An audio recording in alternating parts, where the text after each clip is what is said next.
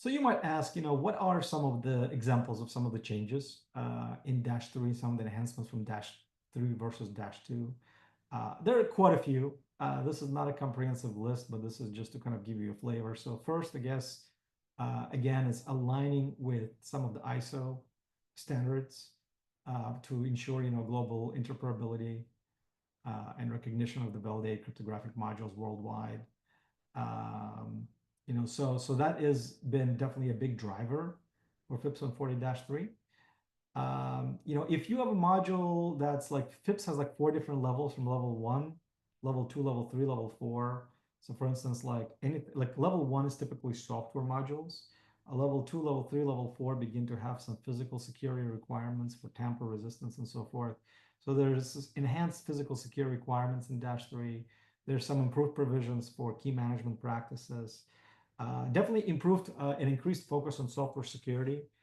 So for instance, when you go through the FIPS 140-3 validation, it's not only enough to show that your cryptographic module meet the FIPS requirement. You also need to show NIST, the labs and NIST, the software development process that you're using to develop the module meets the requirements, right? And I'm a big believer in this. I come from a background in software security.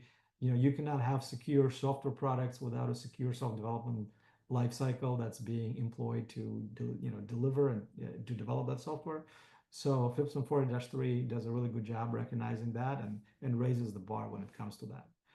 And then updated testing and validation processes. So again, there's a higher level of rigor by both labs and NIST to make sure that the implementation is as good as possible, meets the requirements. And this is very important.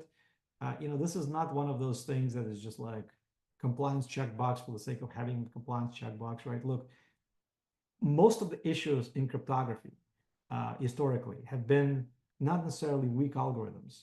They have been poor implementation of algorithms, right? So if you think a few years back of issues like Heartbleed, if you remember, it caused a lot of problems.